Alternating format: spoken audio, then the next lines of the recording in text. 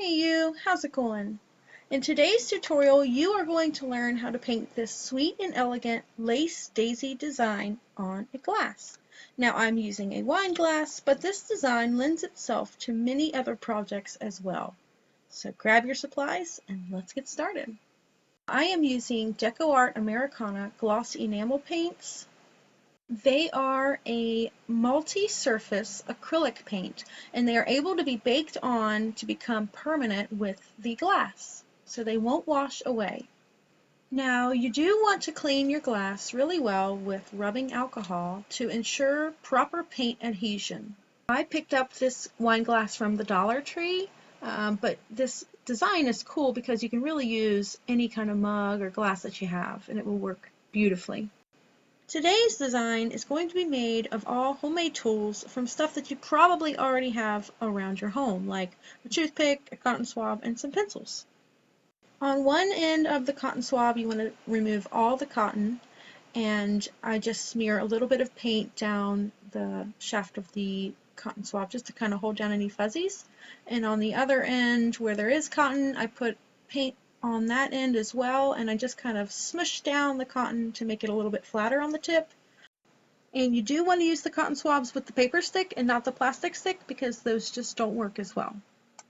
You are also going to want a palette and a damp cloth to clean off your tools with. As for the pencils, you just want to make sure that you have good new flat erasers on the top.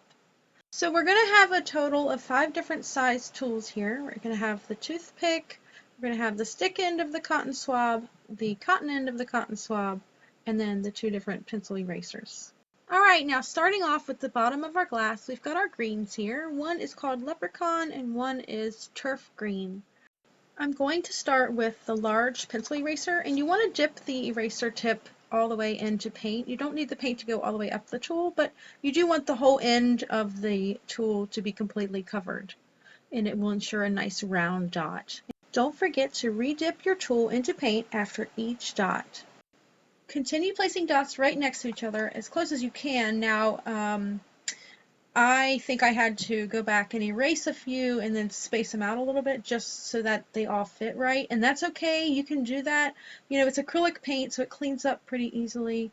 You just wipe it off with a damp cotton swab or a damp towel and go again. You know, no big deal.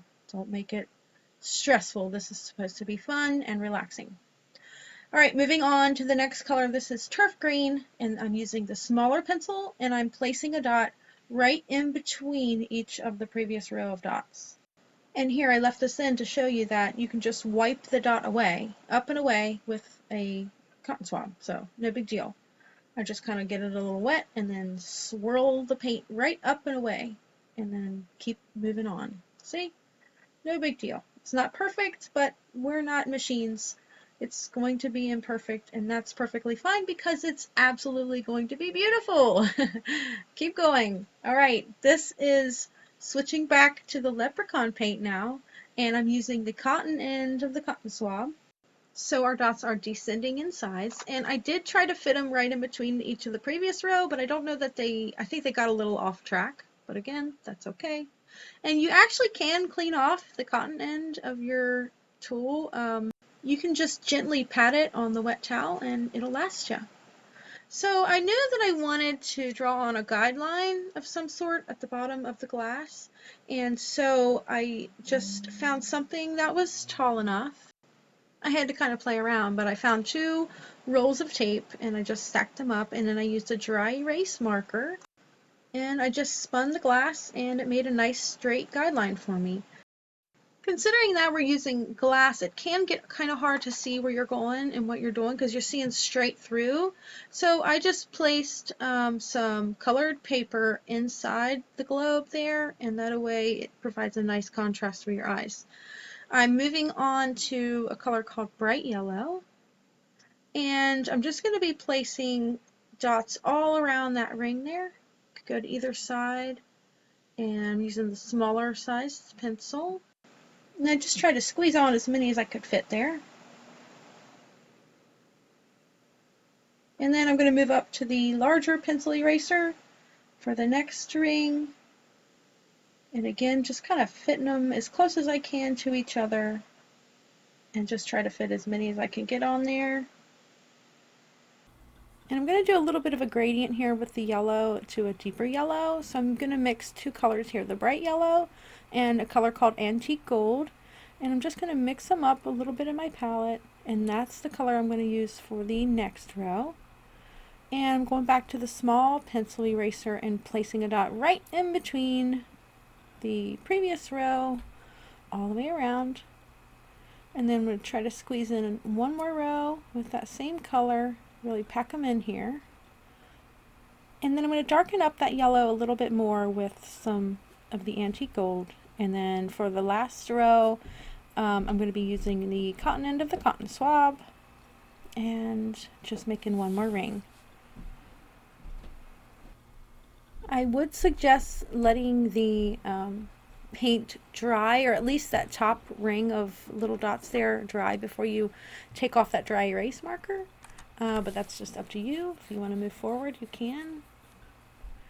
And for the petals, I'm going with just straight white paint. And the larger pencil is going to be the base, and I'm going to make 6 dots going around the glass here. So just start anywhere, and then you can kind of see through the glass and see that you want to make 1 dot opposite of the first dot, and then 2 in between each of those, dots, so on each half. So go ahead and make 2, just kind of space them about 5 or so dots apart, 4 or 5 dots apart. And if your spacing is off a little bit, don't be too hard on yourself. Just remember, you can remove that dot and move it over a little bit. Now we're going to be starting our petals, and I like to call this a little bridge. It's going to go right around that large dot. What you want to do is grab your toothpick, dip it in paint, make your first initial dot in the center of the outer edge there, and dot continuously all the way down to the base of one side. Then you will redip it again, redot that first initial dot, and dot all the way down the other side, hugging that large white dot, and dot all the way to the base of the other side.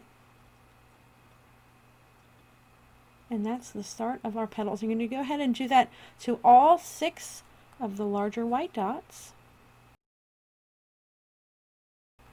For the next row of dots for our petal, you're going to start with the stick end of the cotton swab and make 1 dot right in the center of the outer edge there, right above that previous bridge.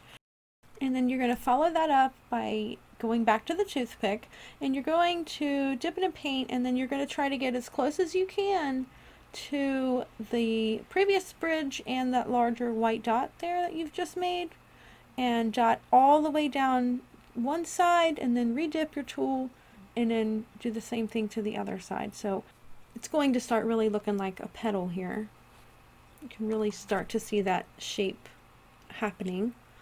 And then we go up again, so the first initial dot's going to be even larger, and that's made with the cotton end of the cotton swab, followed by a dot to either side of that with the stick of the cotton swab.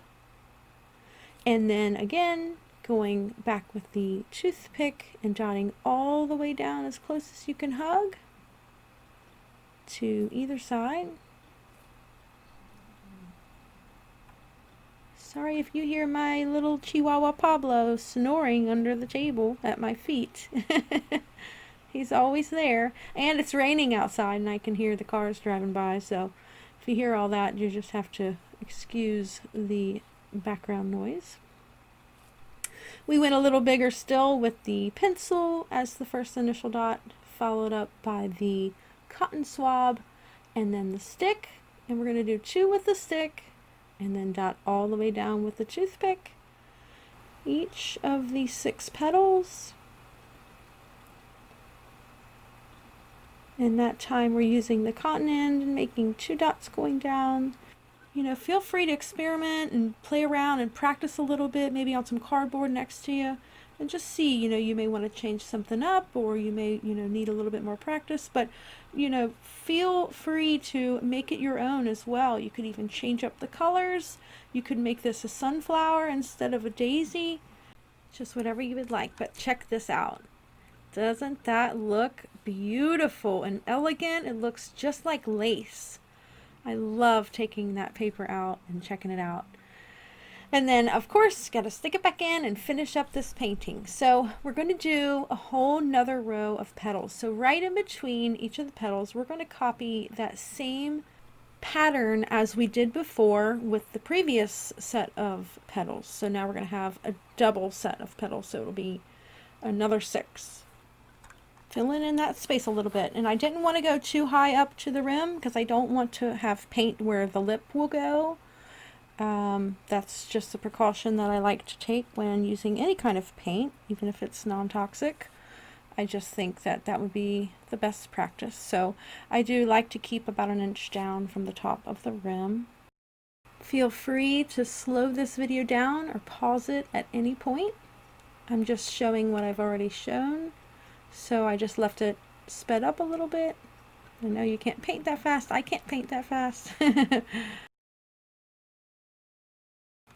One of my favorite questions that gets asked in my Mandala sharing group on Facebook is, where are you from?